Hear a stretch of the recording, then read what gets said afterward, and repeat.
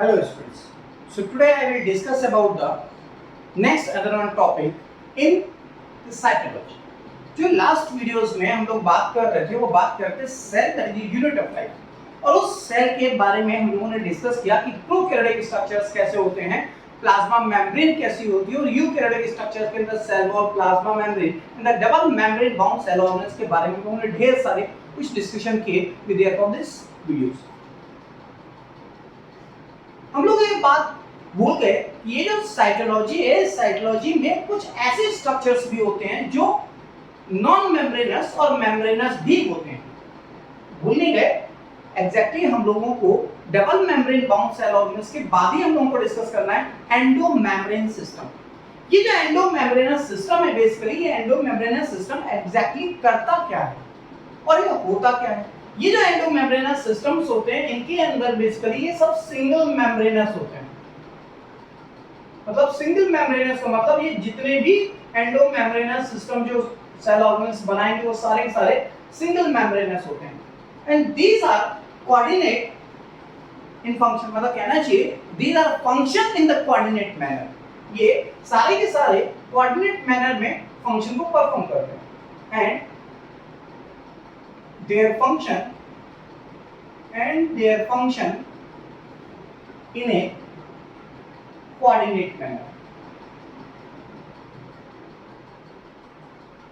इनके फंक्शन कैसे होंगे? कोऑर्डिनेट मैनर्स में होंगे एंड दे कॉन्स्टिट्यूट क्या क्या चीजें होंगी एंडोमेम्ब्रेनस सिस्टम में? एंडोप्लाज्मिक रेटिकुलम होगा, गोल्गी बॉडीज होंगी, लाइसोसोम होंगे और वैक्यूल्स होंगे। constitute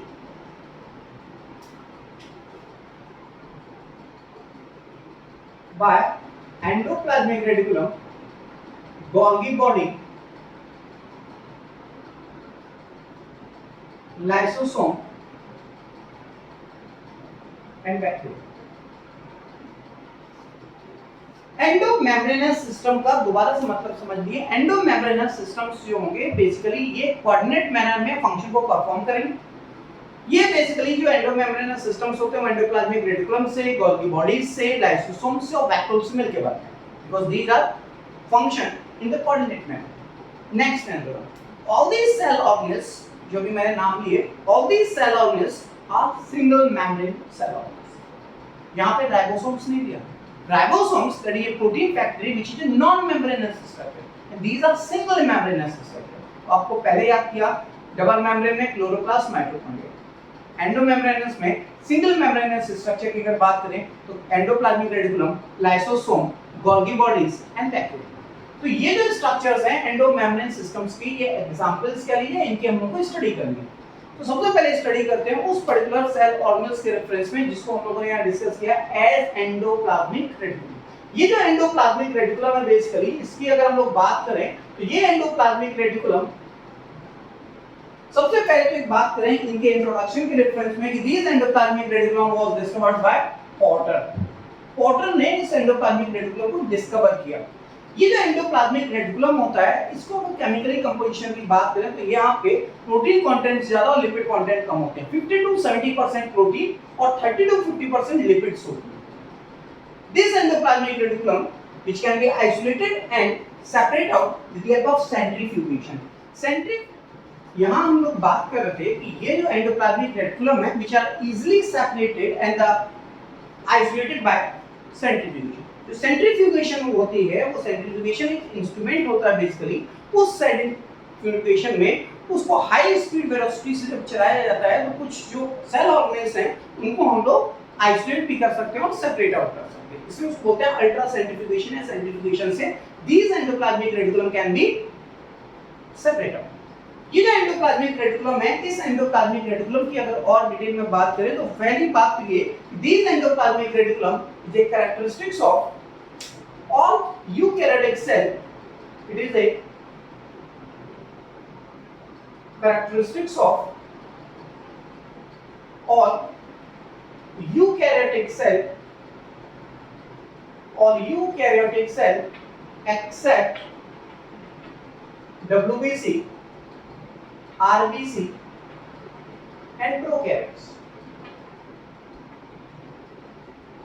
प्रोकैरियोटिक सेल्स होंगी उनके अंदर आरबीसी के अंदर और डब्ल्यूबीसी के अंदर ये एंडोप्लाज्मिक रेटिकुलम एब्सेंट होगा. It is a characteristics of only eukaryotic cell. Indirectly you can say कि ये बैक्टीरिया के अंदर भी एब्सेंट होते हैं बिकॉज़ ऑफ प्रोकैरियोट. ये जो एंडोप्लाज्मिक रेटिकुलम है ये on the basis of presence और एब्सेंस ऑफ राइबोसोम्स की बेसिस पे ये एंडोप्लाज्मिक रेटिकुलम भी दो टाइप का हो सकता है.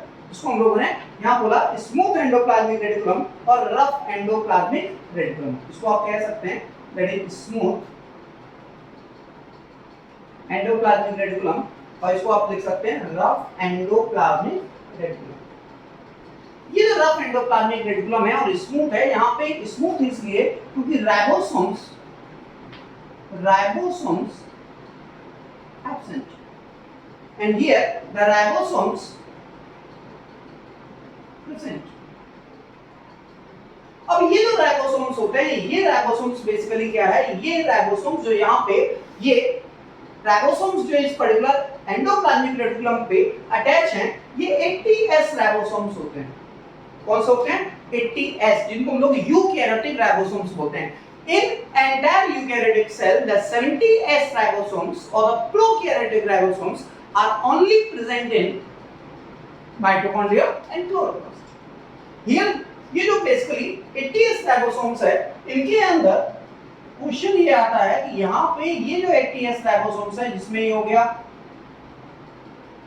40S, इसलिए larger subunit is 60S, इसलिए larger subunit. ये लार्जर सब यूनिट है और ये स्मॉलर सब यूनिट है. ये लार्जर और स्मॉलर सब यूनिट से किस सब यूनिट से जुड़ेगा और किसके हेल्प से जुड़ेगा. तो ये जो रफ एंडोप्लाज्मिक रेटिकुलम है, यहाँ पे रफ एंडोप्लाज्मिक रेटिकुलम है, these ribosomes attach to the endoplasmic reticulum with the help of riboforins. With the help of riboforins. ये जो राइबोफोरिन्स होते हैं ये राइबोफोरिन एक स्पेसिफिक टाइप की प्रोटीन है जिनकी हेल्प से ये राइबोफोरिन इनके लिखा होगा राइबोफोरिन 1 और 2. These riboforins are attached. किसकी इस राइबोफोरिन की हेल्प से these larger subunit are attached on the endoplasmic reticulum. यहाँ किसकी हेल्प से दे ऑफ राइबोफोरिन्स और कौन लार्जर सबयूनिट. ये जो लार्जर सब यूनिट है ये लार्जर सब यूनिट इस पर्टिकुलर राइबोसोम्स की larger subunit which is attached on this endoplasmic reticulum. That's why it is called as rough endoplasmic reticulum. दूसरा इंपॉर्टेंट पॉइंट ये है कि ये जो राइबोसोम्स हैं इन राइबोसोम्स के अलावा क्योंकि ये राइबोसोम्स नहीं होते इसलिए ये क्या है लेस स्टेबल और ये कैसा है मोर स्टेबल.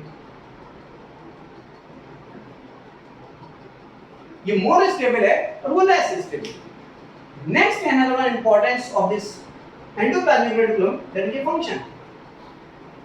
यहाँ पे फंक्शन की अगर बात करें तो यहाँ smooth endoplasmic help in the lipid synthesis. तो क्या करेगा लिपिड सिंथेसिस में हेल्प करेगा and it is help in protein synthesis because of having a ribosomes. आप यहाँ पे फिर एक बार फर्दर इसको रिवाइज करना चाहें तो आप रिवाइज कर सकते हैं कि this smooth endoplasmic reticulum help in the lipid synthesis. Here the ribosome is absent and it is less stable. These are the more stable and the ribosomes is present and with the help of riboforins की help से these larger subunit is attached on endoplasmic reticulum. So these are main basic difference between the smooth and rough endoplasmic reticulum. It is correct? I think ये बात समझ में आ गई. आगे बात करते हैं कि ये जो रफ एंडोप्लाज्मिक रेटिकुलम या एंडोप्लाज्मिक रेटिकुलम की नॉर्मल वे में बात करें तो ये जो एंडोप्लाज्मिक रेटिकुलम है ये generally cisternic vesicle and tubule से मिलकर बनते हैं. Means this endoplasmic reticulum is having a cisternic vesicles and tubule. अब आप लोगों में कुछ लोग बोलेंगे सर ये तो प्रेजेंट होते हैं मेनली गोल्गी बॉडी में. You are correct. But in Golgi body the fundamental structure और the fundamental unit of the Golgi body that is सिस्टर्निक.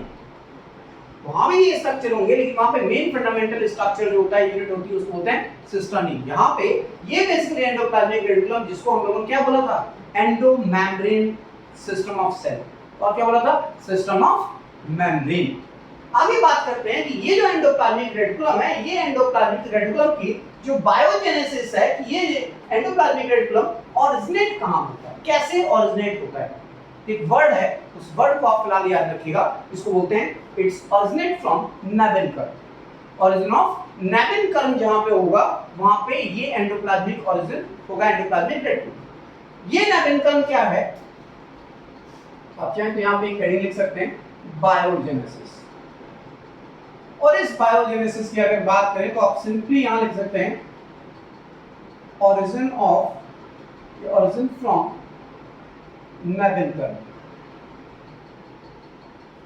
ये बेसिकली नेबेनकर्म को अगर डिफाइन करें तो आप कह सकते हैं, the group of membrane present in the concentric ring outside the nucleus. ये आपका क्या है, न्यूक्लियस, और इस न्यूक्लियस के सराउंडिंग ये जो इसकी आउटर मेम्ब्रेन है, इसलिए आउटर मेम्ब्रेन, ये आउटर मेम्ब्रेन इंटरकनेक्टेड है किससे, इस एंडोप्लाज्मिक रेटिकुलम से। और इस एंडोप्लाज्मिक रेटिकुलम पे if these ribosomes are attached, कौन सा, ATS, if these ribosomes are attached with the help of ribophores with larger subunit यहां पे अटैच होती है। नेक्स्ट पॉइंट, ये जो बायोजेनेसिस है, यहां लिख सकते हैं, that is a group of membrane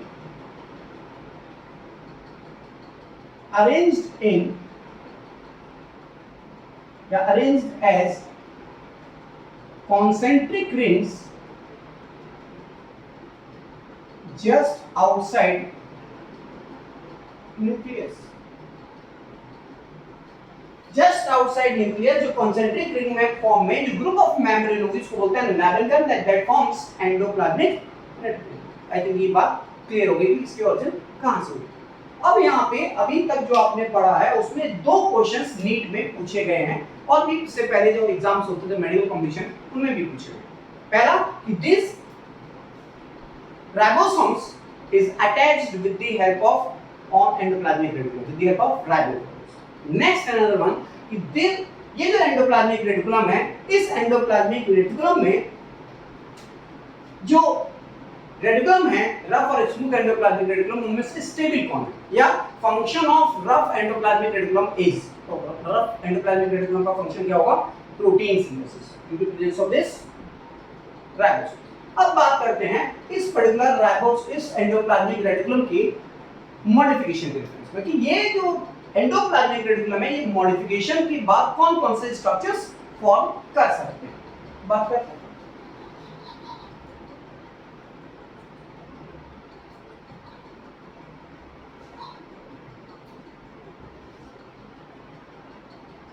heading लिख सकते हैं, मॉडिफिकेशन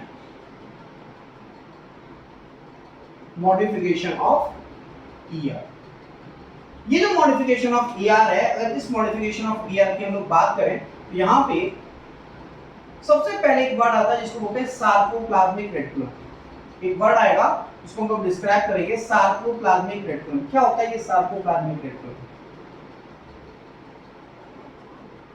ये एक वर्ड है जिसको हम लोग बोलते हैं सार्कोप्लाज्मिक रेटिकुलम। ये जो सार्कोप्लाज्मिक रेटिकुलम है,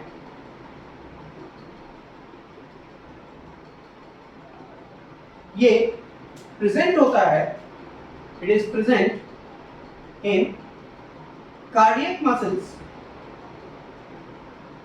present in the cardiac muscles and skeletal muscles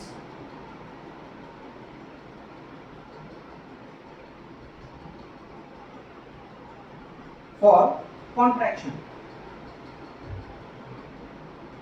ये तो इसको पर्पस हो गया कि ये होता कहां है, लेकिन it is a modification of, that is a modification by SCR।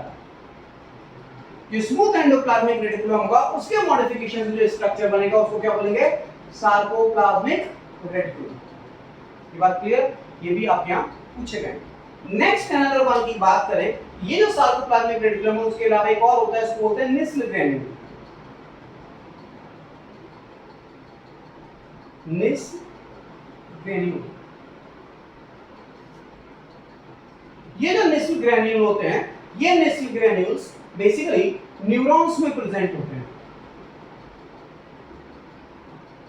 Present in neurons, या आप कह सकते हैं वहां पे न्यूरॉन्स में होते हैं साइटोन, उस साइटोन के अंदर ही प्रेजेंट होते हैं न्यूरॉन्स, वहां पे निस्फ ग्रेन्यूल का फॉर्मेशन करते हैं। और ये जो निस्फ ग्रेन्यूल्स होते हैं वो बेसिकली क्या करते हैं, राइबोसोमल आरएनए की सिंथेसिस में हेल्प करते हैं। और ये मॉडिफिकेशन किसके हैं, these are the modification of rough endoplasmic reticulum। ये रफ एंडोप्लाज्मिक रेटिकुलम के जो निस्फ ग्रेन्यूल्स है, basically this is called Nissl granule which is a modification of rough endoplasmic reticulum. It is okay. Next another one जो modification है उसके बारे में अगर हम बात करें तो उसको बोलते हैं माइलॉइड बॉडी। देखिए myeloid body,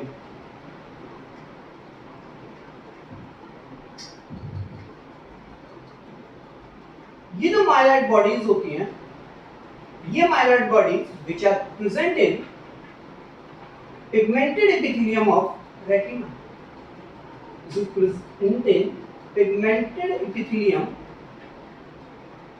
of retina. Retina के अंदर जो पिगमेंटेड एपिथेलियम होगी वहां पे प्रेजेंट होती है myeloid body, and these are the modification of these are the modification of smooth endoplasmic reticulum, and the last modification, this is called the microsome, which is called the microsomes. This is peroxisome, spherosomes, all these are the microsomes. These microsomes is the developed by the fragmentation of endoplasmic, rough endoplasmic reticulum के fragmentation से ये microsomes का formation होता है। तो देख सकते हैं these formed by modification of rough endoplasmic reticulum fragmentation।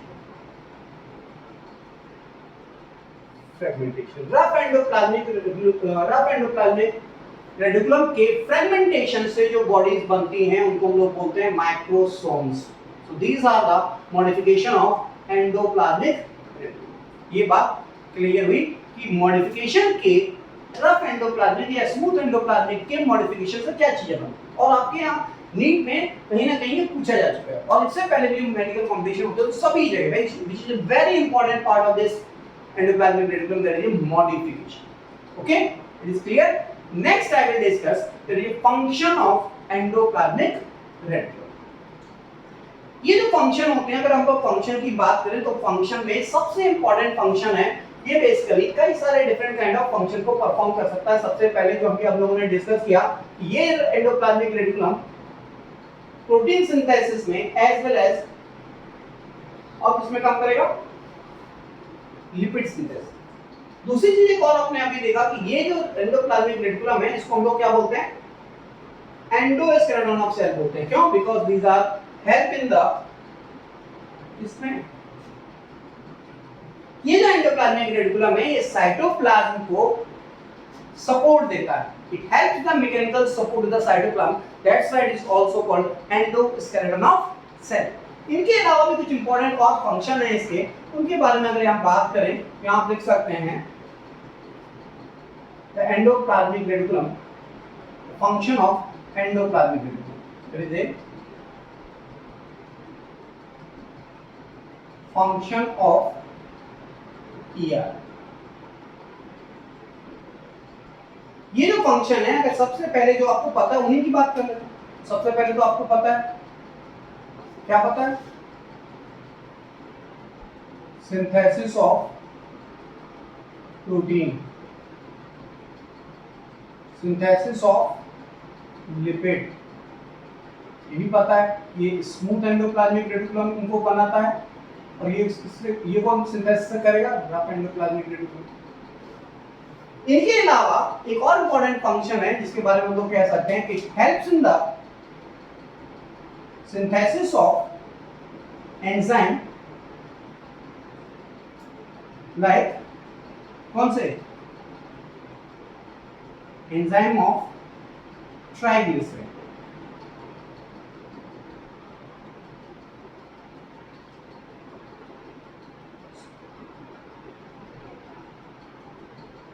Phospholipid and cholesterol.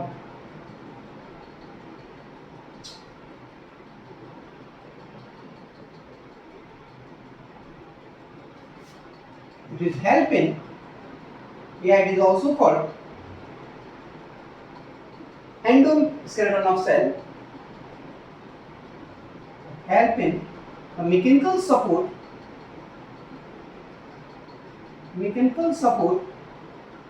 to cytoplasm.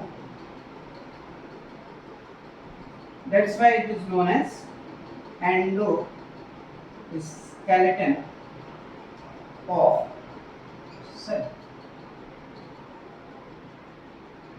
ये जो एंडोप्लाज्मिक रेटिकुलम है, ये एंडोप्लाज्मिक रेटिकुलम जो सिंथेसिस ऑफ प्रोटीन में हेल्प करता है, सिंथेसिस ऑफ लिपिड में हेल्प करता है, सिंथेसिस ऑफ एंजाइम में हेल्प करता है, किसके? ट्राइग्लिसराइड के, फॉस्फोलिपिड के, कोलेस्ट्रॉल के, and these are help in the lysosome formation. किसके हेल्प करेगा? That is a formation of lysosome. ये जो लाइसोसोम होता है, जिसको आगे आप लोग डिस्कस करेंगे एज ए एटम बम और सुसाइडल बैग, उनके फॉर्मेशन में भी हेल्प करता है. तो ये हो गए फंक्शन ऑफ एंडोप्लाज्मिक रेटिकुलम के बारे में. इतनी सी बात आप लोगों को यहाँ पे डिस्कस करनी थी about the endoplasmic reticulum. Okay, next another one cell organs, जिसके बारे में हम लोगों को डिस्कस करना हुआ है Golgi bodies, and we will discuss about the Golgi bodies. ये जो गोल्गी बॉडीज है, इस गोल्गी बॉडीज को कैमिलो गोल्गी ने डिस्कवर किया in neurons of the nerve cell of owl. He called as so many different name, more than 40 names इन्होंने दिए Camillo Golgi scientist ने, जिनमें कुछ नेम्स आपको यहाँ पे याद रखने, जैसे Dalton complex, Baker body, trophospongium, Golgi complex, idiosomes, lipochondrium, traffic police of cell और डिक्यूजन्स. जहां भी मैंने स्टार्स बनाए हैं वो नेम आपको मेनली याद रखना. ये जो डिक्यूसोम होता है, इस डिक्यूसोम की अगर बात करें तो ये न्यूक्लियस के आसपास प्रेजेंट होता है, और इसलिए इसको बोलते हैं these are the localised cell organs. ये कैसा है? लोकलाइज्ड सेल ऑर्गन है. It is present near the nucleus. ये जो न्यूक्लियस की तरफ जो इसकी फेस होती है, इसको बोलते हैं कॉन्वेक्स फेस, और इसको बोलते हैं सिस फेस. इसको बोलते हैं फॉर्मेटिव फेस, प्रॉक्सिमल फेस. और इसके जो अपोजिट होती है उसको बोलते हैं कॉनकेव फेस, और इसको यहाँ बोलते हैं distal face, mature face, trans face. ये इनके अपोजिट फेस है, जिसको कॉनकेव फेस बोलते हैं. ये जो कॉन्वेक्स फेस है, जहाँ पे बेसिकली ये सिस फेस मेनली से बोलते हैं, तो यहाँ पे जो वेजिकल्स हैं वो यहाँ से एंटर करती हैं और इस पर्टिकुलर फेस से एंड फेस से डिस्चार्ज हो जाती है. तो इनडायरेक्टली यू कैन से मॉर्फोलॉजिकली ये जो बेसिकली गोल्गी बॉडीज है, these are consist of three main basic structures. First, there is systemic. Next, vesicles, and next will be the tubules. इसको हम लोग अभी डिटेल में एक्सप्लेन करेंगे. ये जो गोल्गी बॉडी है, इस गोल्गी बॉडी को सेडिमेंटेशन कोएफिशिएंट मेथड से यहाँ पे these Golgi bodies are isolated from the differential gradient centrifugation. यहाँ पे इस Golgi bodies को, जैसे हमने एंडोप्लाज्मिक रेटिकुलम को सेंट्रीफ्यूगेशन से सेपरेट आउट किया था, ऐसे यहाँ पे इस Golgi bodies को which is isolated and separate out from the differential gradient centrifugation method से इसे हम लोग सेपरेट आउट करते हैं, आइसोलेट करते हैं. इस बेसिकली Golgi bodies के सराउंडिंग, जहाँ भी Golgi bodies होता है, जहाँ cytoplasm surrounding the Golgi body, जहां भी ये गोल्गी बॉडीज प्रेजेंट होंगे उसके सराउंडिंग जो भी साइटोप्लाज्म होगा वहां पे सेल ऑर्गेनेल्स के नंबर बहुत कम या नहीं होंगे. इसलिए उस जोन को जोन ऑफ सेल एक्सक्लूजन बोलते हैं. ये जो जोन ऑफ सेल एक्सक्लूजन या जोन ऑफ एक्सक्लूजन है, इसको हम लोग कह सकते हैं cytoplasm surrounding the Golgi bodies have few or no cell organelles. Those part of the Golgi bodies that is surrounding the cytoplasm, इस गोल्गी बॉडीज के सराउंडिंग जो साइटोप्लाज्म होगा वहां पे few या no any cell organs is present, such region is called zone of cell exclusion or zone of exclusion। ये तो बात हुई इस गोल्गी बॉडीज के रेफरेंस में।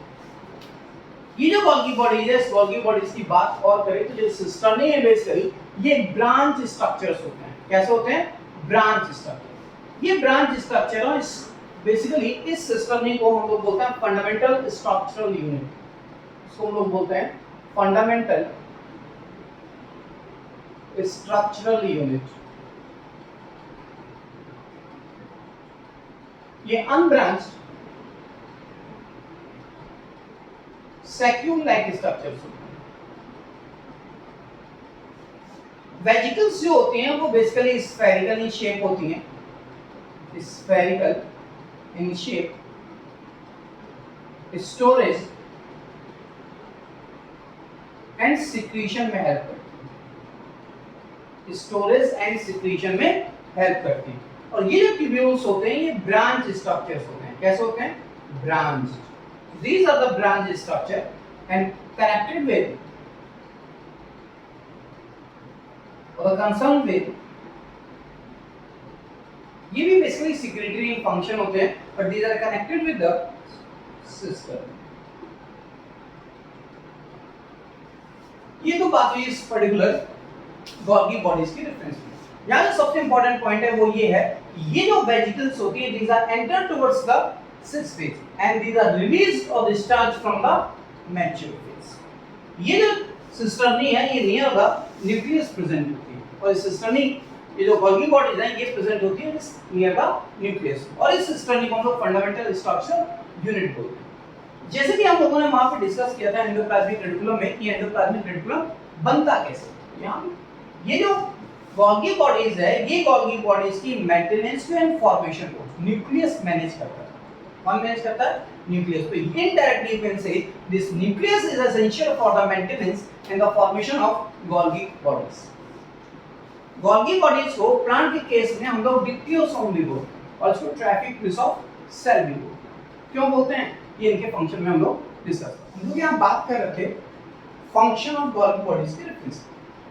ये जो फंक्शन ऑफ गोल्गी बॉडीज है वैसे तो इन जनरल अगर हम लोग बात करें तो फंक्शन ऑफ गोल्गी बॉडीज का मेन है सिक्रीटरी, पैकेजिंग एंड ट्रांसपोर्टेशन। दूसरा मेन फंक्शन है कि जो गोल्गी बॉडीज हैं these are help in the formation of acrosome. जो स्पर्मेटोजेनेसिस के टाइम पे स्पर्म के आगे की तरफ जो गोल्गी बॉडीज है वो उस पर्टिकुलर स्पर्म के हेड पे एक्रोसोम का फॉर्मेशन करता है। ये आपका स्पर्म अगर है, ये स्पर्म है,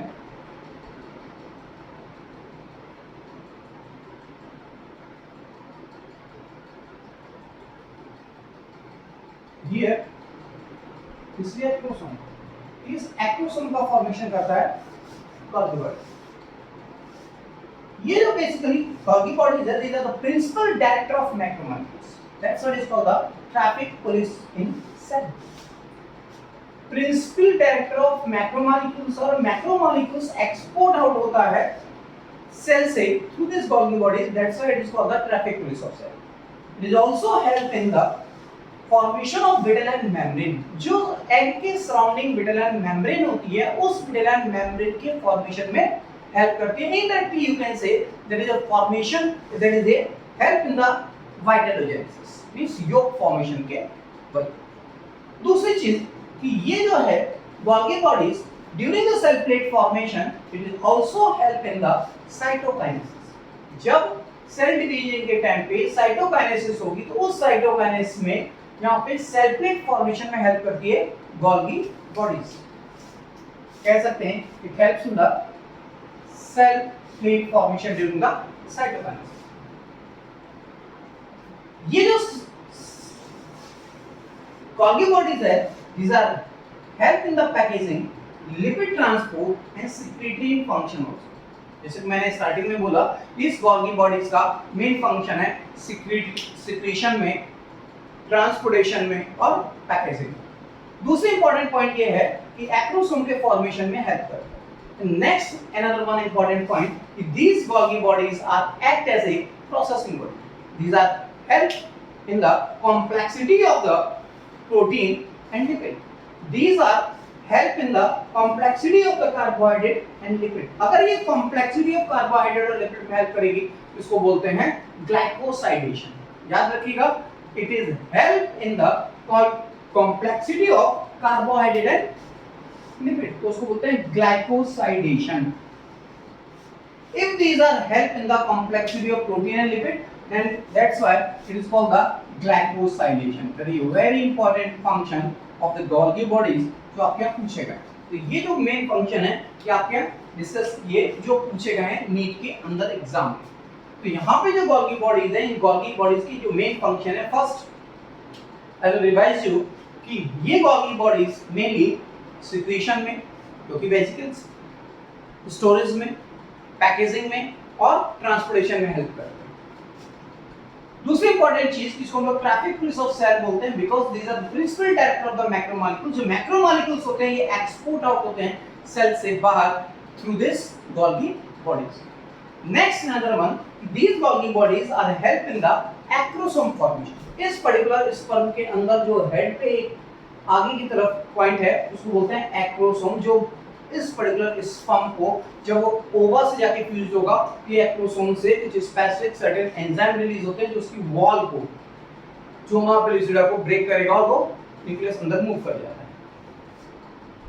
next, it is also help in the formation of lysosome. जो सुसाइडल बैग होता है उस पर्टिकुलर सुसाइडल बैग के फॉर्मेशन में भी हेल्प करता है. अगर आपको याद हो कहीं कहीं पे एक वर्ड लिखा हुआ है जिसको हम लोग बोलते हैं जर्म.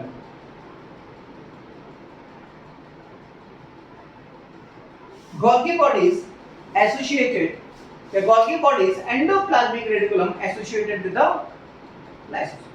इसको बोलते हैं germ. So these are the entire function of Golgi bodies. हम लोगों ने बात की function of Golgi bodies के बारे में और endoplasmic reticulum के बारे में. इस वीडियो में हम लोगों ने दो एंडोमेम्ब्रेनस सिस्टम्स में या दो सेल ऑर्गेनेल्स के बारे में बात की, एक एंडोप्लाज्मिक रेटिकुलम और Golgi बॉडीज के बारे में. इसके बाद हम लोग नेक्स्ट लाइसोसोम और वैक्यूल्स के बारे में नेक्स्ट वीडियो में डिस्कस करेंगे. इस चैनल को आप लोग शेयर करिए, लाइक्स करिए और बटन दबाना नहीं भूलिए, जिससे जो नोटिफिकेशन है, जो नेक्स्ट वीडियोस हैं, वो अपने आप आपको उसकी इंफॉर्मेशन शेयर हो जाए. Thank you so much.